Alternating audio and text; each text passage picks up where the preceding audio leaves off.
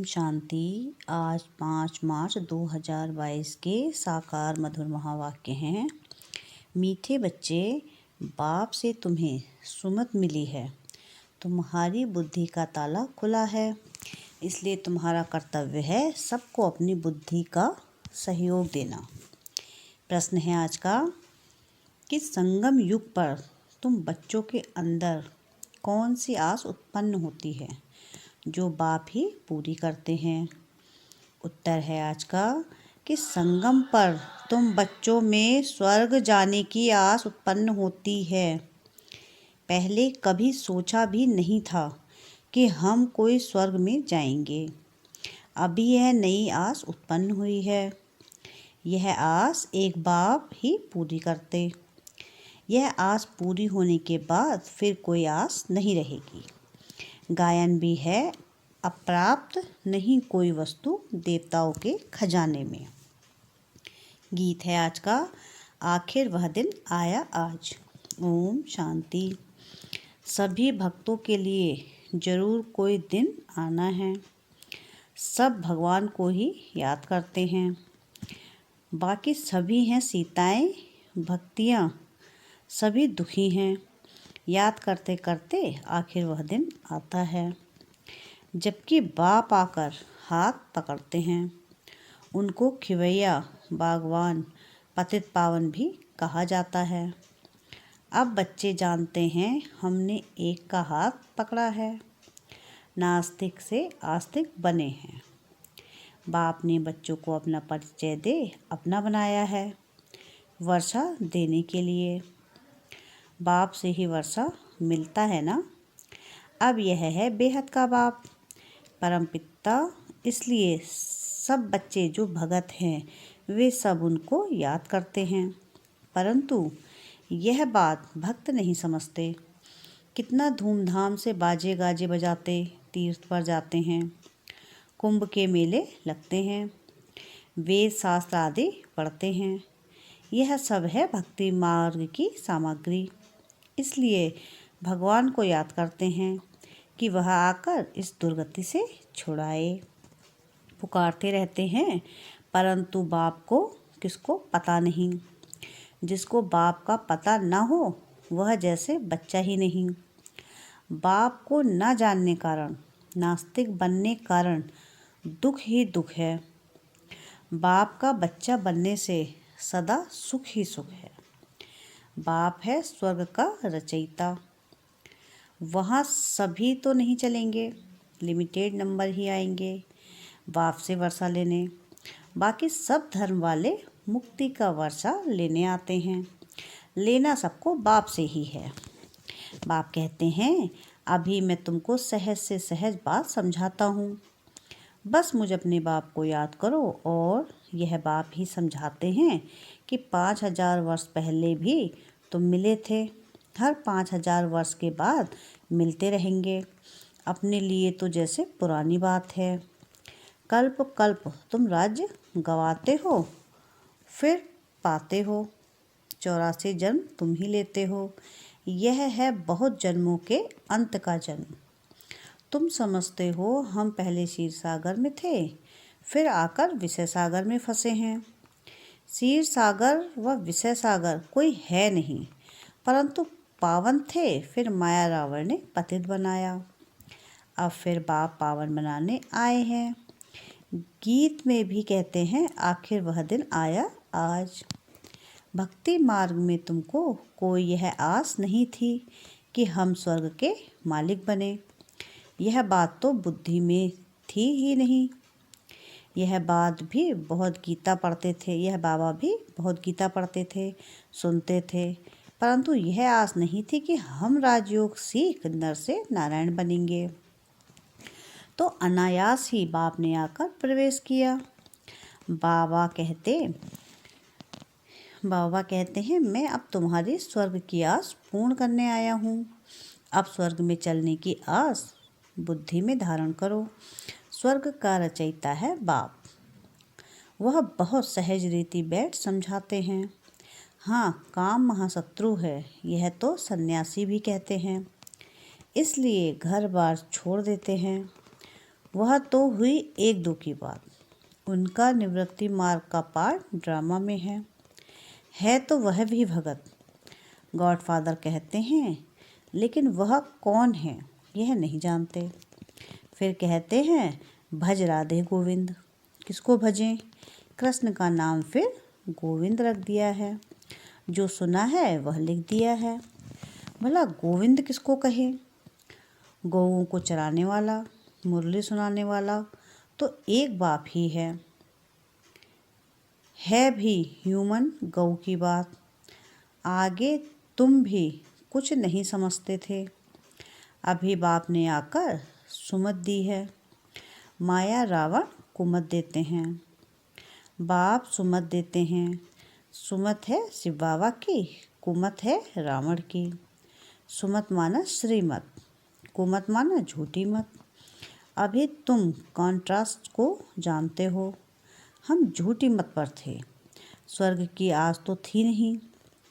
अभी बाप ने नई आस प्रकट की है। वहाँ कोई अप्राप्त वस्तु होती नहीं जिसके लिए माथा मारना पड़े। अब तुम सबकी नई आस है, भल पुरुषार्थ नंबरवार करते हो। बाप तो नंबर 1 मत देते हैं ना। कहते हैं यह तो ऐसा है जो ब्रह्मा भी उतर आए तो भी उनकी मत नहीं लेंगे। यह पिछाड़ी की महिमा है। तुम्हारी महिमा पिछाड़ी में गाई जाएगी। जब तुम संपूर्ण बन जाएंगे तब वाह निकलेगी। अभी तो चढ़ते गिरते रहते हैं, अभी अभी खुशी में नाचते, अभी अभी मुर्दा बन पड़ते। माया भिन्न भिन्न प्रकार से ठोकर मार देती है, कहाँ ना कहाँ सुत मुझा देती है। जो श्रीमत को छोड़ रावण की मत पर चल पड़ते हैं, फिर चिल्लाते रहते हैं। बाबा कहते हैं कदम कदम पर सावधानी लेते रहो। श्रीमत पर चलने में ही तुम्हारा कल्याण है। तुम्हारे अंदर बाप ने ही आश प्रकट की ना कि श्रीमत पर चलने से यह लक्ष्मी नारायण जैसे बनेंगे। जैसे यह ब्रह्मा बनते हैं ऐसे तत्वम। यह बात भूलो मत। परंतु माया ऐसी है जो श्रीमत लेने का चांस ही नहीं देती, कहाँ ना कहाँ उल्टा काम करा देती है। करके फिर पीछे आकर कहेंगे बाबा हम यह काम कर बैठे, टाइम नहीं मिला जो राय लेवे। अब क्या करें, माया ने तुमको थप्पड़ मारा, इसमें बाप क्या करेंगे। हर बात में कदम कदम पर बड़ी सावधानी चाहिए। सन्यासी कभी नहीं कहेंगे स्त्री पुरुष इकट्ठे रह पवित्र रह सकते हैं। इसमें युक्तियाँ बहुत हैं। ब्रह्मा कुमार ब्रह्मा कुमारी कहलाना कितनी बड़ी युक्ति है। तुम बच्चे ब्राह्मण ब्राह्मणिया बनते हो तो कहाँ कुल को कलंक नहीं लगाना। बहन भाई का नाता कभी उल्टा नहीं होता। लौ नहीं जो बहन भाई आपस में शादी करें, यहाँ तो सब भाई बहन हो जाते हैं। इस पर वो लोग हंसते हैं कि यह फिर कहाँ का रिवाज है, यह तो है ही नई बात। ऐसी राय कभी कोई दे न सके। कोई पूछे तुम बीके हो तो भाई बहन हो गए, तो बुद्धि में बिठाना है, क्योंकि सबकी बुद्धि का ताला बंद है। पत्थर बुद्धि हैं तो तुमको उनकी बुद्धि का ताला खोलना चाहिए। ढेर के ढेर सेंटर्स हैं, उनमें सभी अपने को ब्रह्मा कुमार कुमारी कहलाते हैं, तो भाई बहन ठहरे ना। वह क्रिमिनल असॉल्ट कर ना सके, इम्पॉसिबल है। यह तो नई रचना है ईश्वर की। वह कहते हैं गीता में तो कभी सुना नहीं है। बाप कहते हैं यह तो मैं तुमको सिखलाता हूँ। फिर तो ना शिव बाबा होगा ना बीके होंगे। यह ज्ञान प्राय लोप हो जाएगा।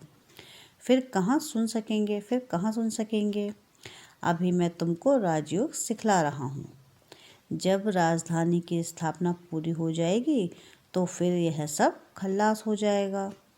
पांडवों ने राजधानी स्थापन की, यह भी शास्त्रों में नहीं है।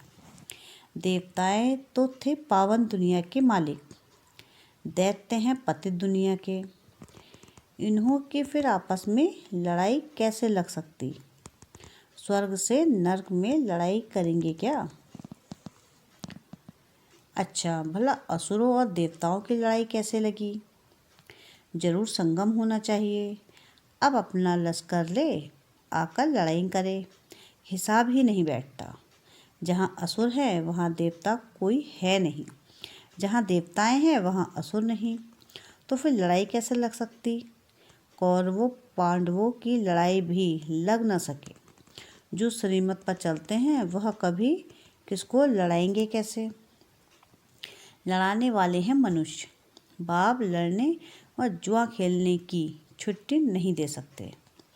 पांडव कोई मूर्ख थोड़े ही थे जो जुआ खेलेंगे व आपस में लड़ेंगे। बाबा ने समझाया है कि यह बाबा का रुद्र ज्ञान यज्ञ है। अबलाओं पर अत्याचार बहुत होते हैं, विष के लिए कितना तंग करते हैं। बोलो, भगवान कहते हैं काम महाशत्रु है, इस पर विजय पाने से तुम स्वर्ग में आ जाएंगे। ऐसे ऐसे समझाने में से बहुत जीत भी पाते हैं। फिर उनको देवी कह पूछते हैं, मदद भी मिलती है।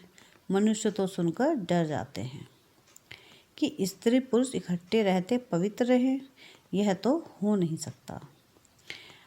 कहते हैं जरूर कुछ जादू है, ऐसे सत्संग में कभी नहीं जाना।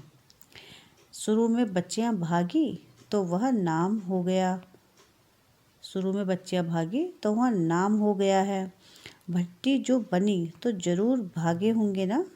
बांधेलियों को बहुत राय मिलती है, इसमें बहादुरी भी चाहिए। गरीब तो समझेंगे कोई हर्जा नहीं, इसके कारण हम स्वर्ग की राजाई क्यों गंवाएं?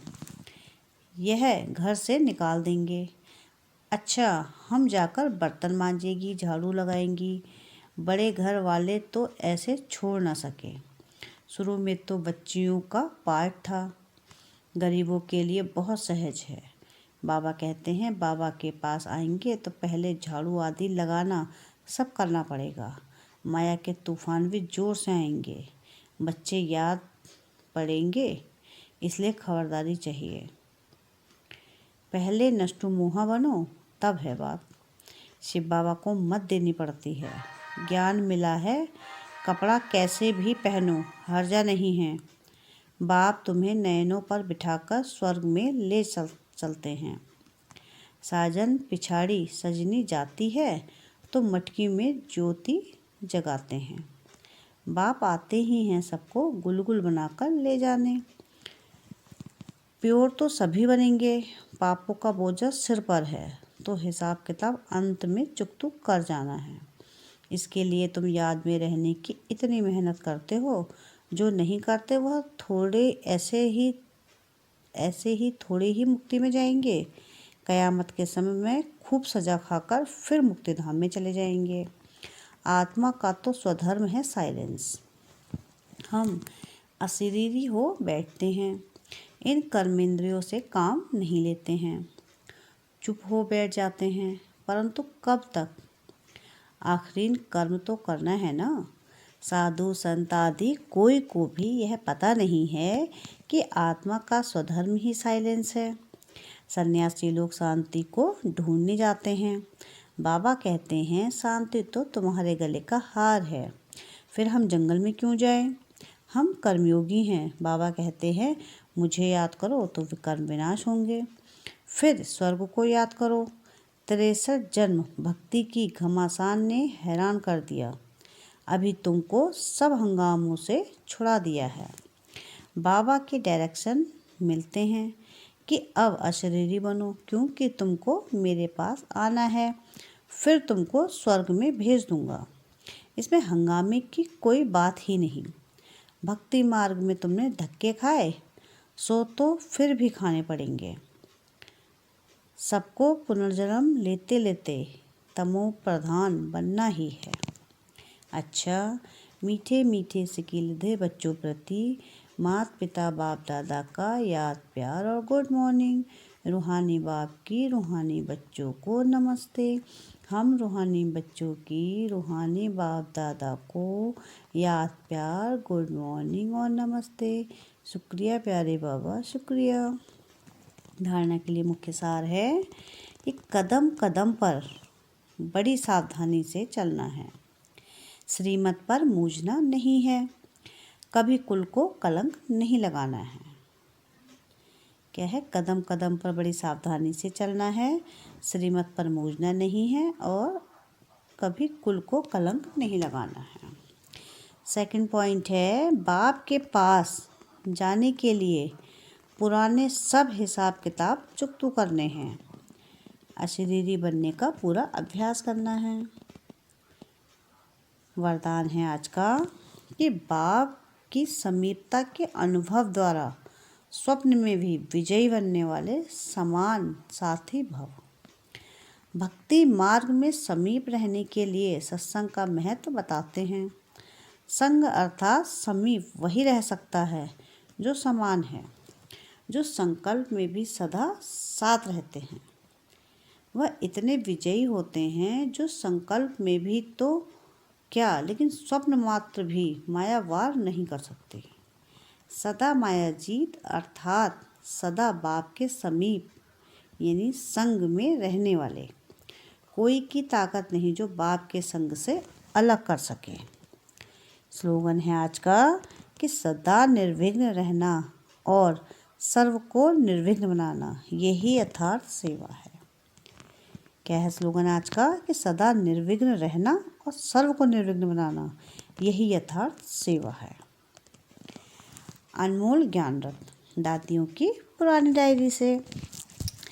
अपने निश्चय में स्थित हो, अपनी कल्प पहले वाली नूंद को बनाना है। ऐसे नहीं कि नूंद अनुसार निश्चय करना है। कई समझते हैं कि यह ज्ञान तो मेरे भाग्य में ही नहीं है, ऐसा नूंधा हुआ है, लेकिन नहीं, यह निश्चय अवश्य रखना है कि मेरे भाग्य में नूंद है। पुरुषार्थ करके अपनी प्रारब्ध बनानी है, क्योंकि विराट फिल्म अनुसार बनी हुई तो है, लेकिन पुरुषार्थ से इस बनी को बनाना है। बनी सिद्ध ही तब होगी जब बनी को मालिक बन बनावे। बनी हुई को आगे से ही समझ खड़ा नहीं हो जाना चाहिए, लेकिन पुरुषार्थ से जो प्रारब्ध सिद्ध होती है उनको ही प्रारब्ध समझना चाहिए। यही ज्ञान है, बाकी नूंद समझ पुरुषार्थहीन हो जाना है, यह अज्ञान है। अच्छा, ओम शांति, ओम शांति, ओम शांति।